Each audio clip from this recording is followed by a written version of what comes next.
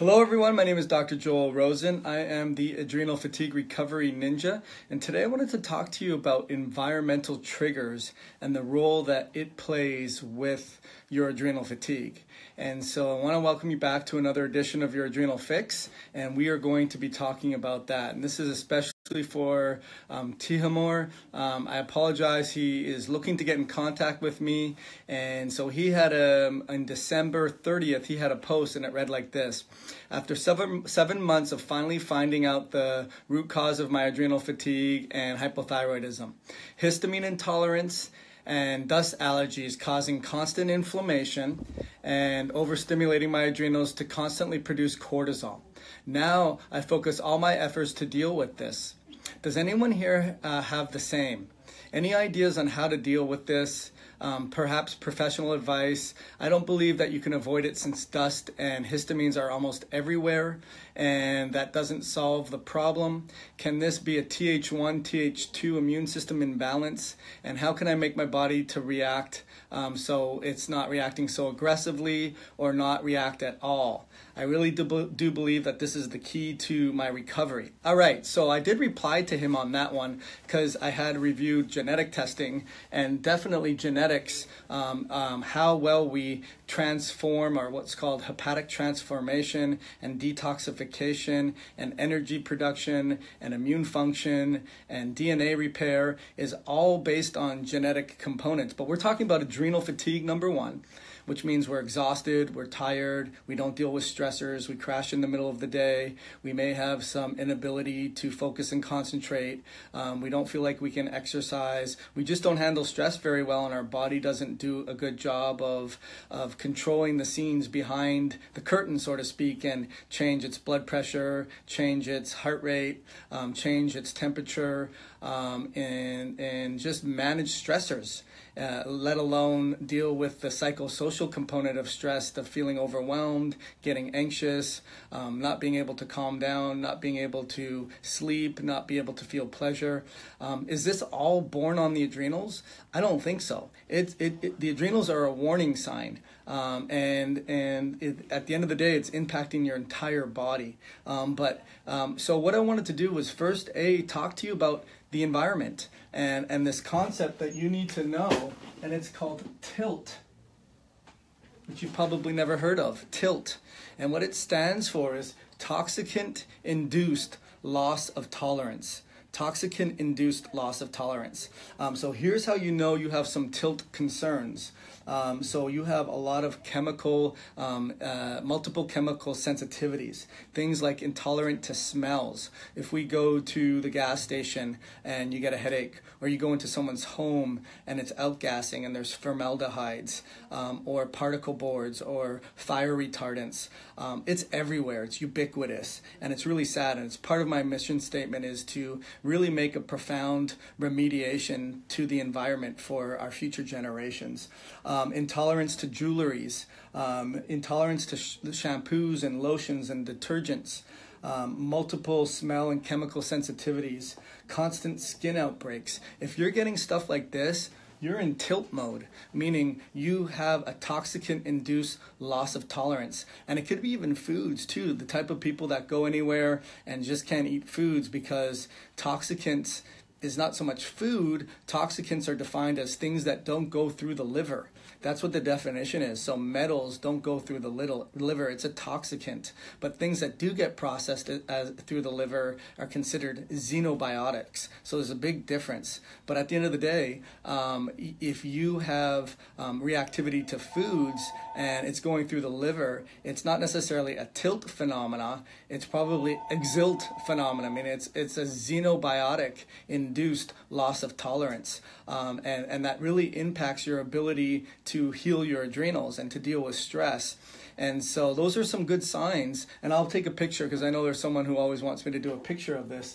But the top 10, number 10 environmental problems as measured from the EPA are arsenic, lead, mercury, vinyl chloride, PCBs, benzenes, cadmium, benzoprenes, polyaromatic hydrocarbons, which are fire retardants, and benzofluorathacin. I can't even pronounce it properly.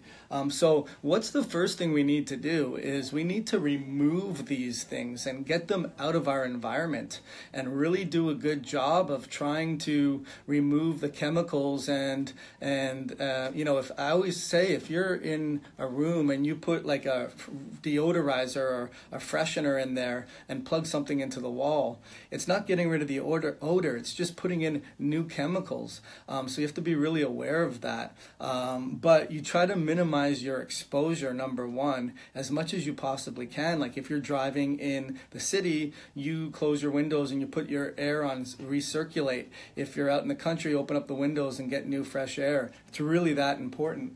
I guess I wanted to talk to you. He also mentioned he felt it was the root cause of his problems and it was producing his adrenal fatigue, and perhaps it is, which breaks down your HPA axis. It causes cortisol to be released, causes a lot of free radical damage, and it really creates an imbalance. So I wanted to take you through the pathophysiology of what actually happens. Is number one, Timur, what you have to think about is it really depletes your antioxidant status.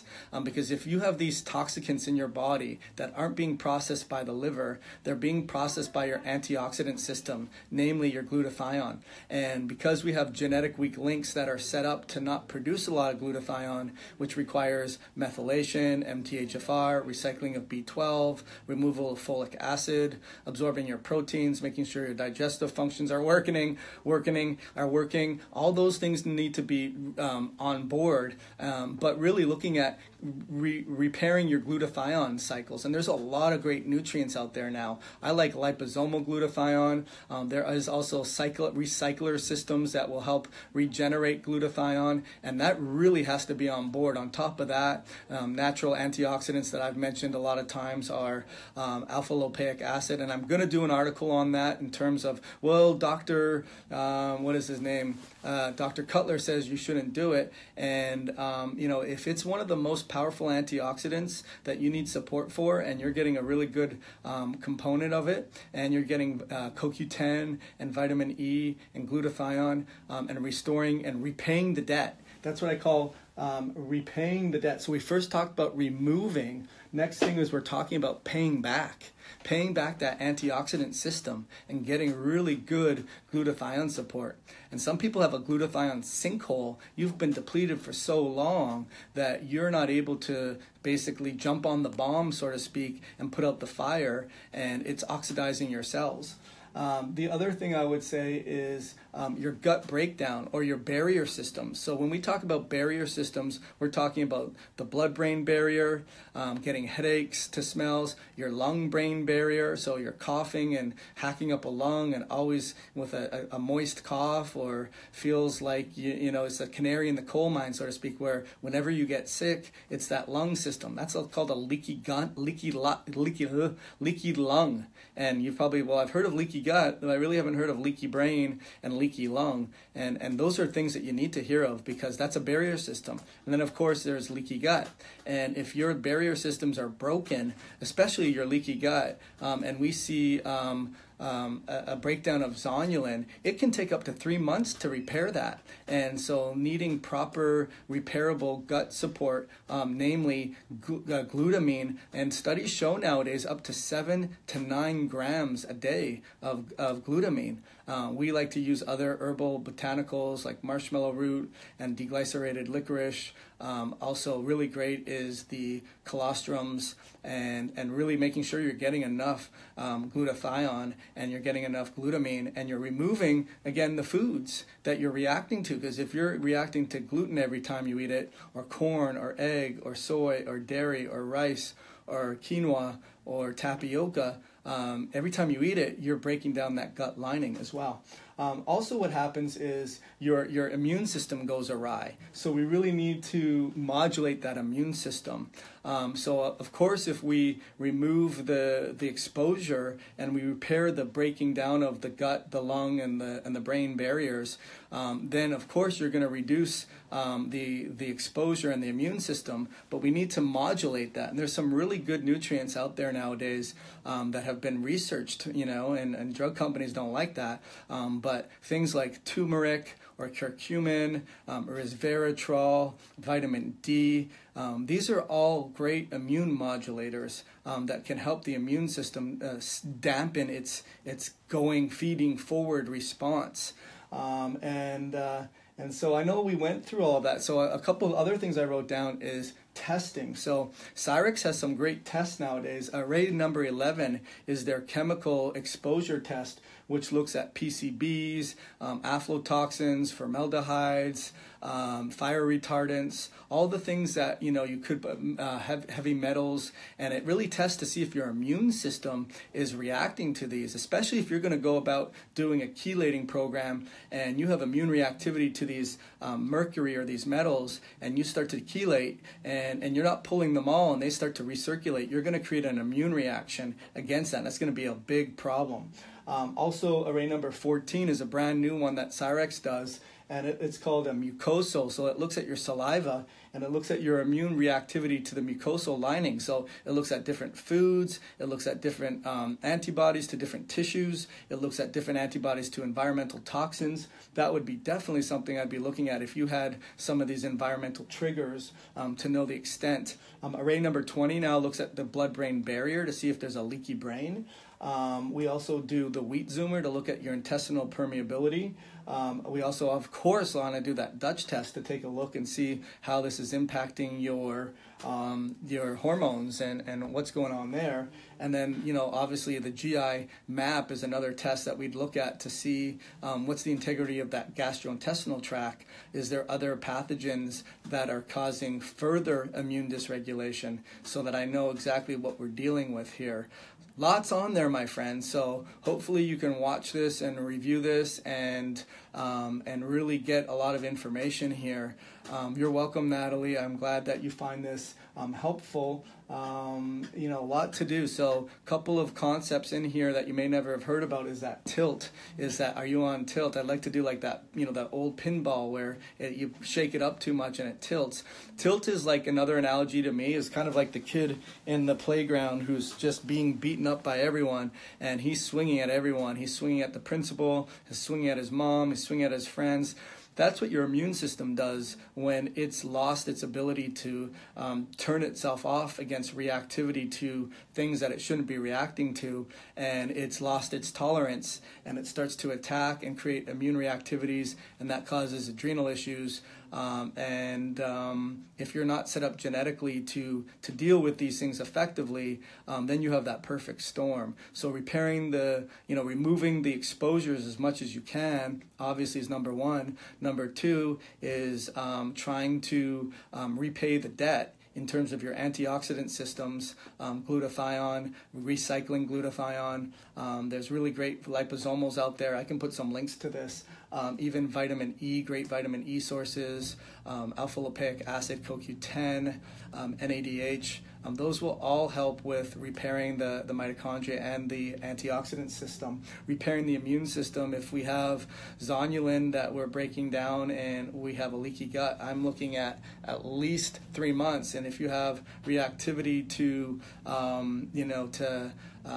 actin, then maybe we're looking at 6 months of repair. And sometimes you stop too short. It's like those acres of diamonds where you stop on the 0 yard line or 2 feet from the treasure. I say, oh, it didn't work. Well, you didn't do it long enough. You didn't remove your exposures. You live in a moldy house. You go to Whole Foods and you go to the bottom of the bin and you eat all these bulk foods and there's a lot of molds in there. Or, you go to dry cleanings and you have all these dry cleaning problems, and those are causing chemical exposures. And also, of course, fire retardants in your kids, pajamas and beds and mattresses. It's ridiculous. It's really what it is. It really is ridiculous. And then, so we have to remove that. We have to repair that gut lining. And then we have to modulate the immune system. I wish it was as easy as that. I mean, obviously we want to know the extent of breakdown and the immune, triggers and what it's impacted in terms of your hormones. Because now all of a sudden you may be doing other things that you thought you needed to do, like you're doing hormones and you're doing you're chelating, or you're doing a liver detox, and you're running a marathon, and I always joke around, you haven't even put your shoes on. So anyways, I hope that's helpful for you. I gotta run, I gotta go for lunch, and I look forward to helping you with your adrenal fatigue nightmare. Have a wonderful day.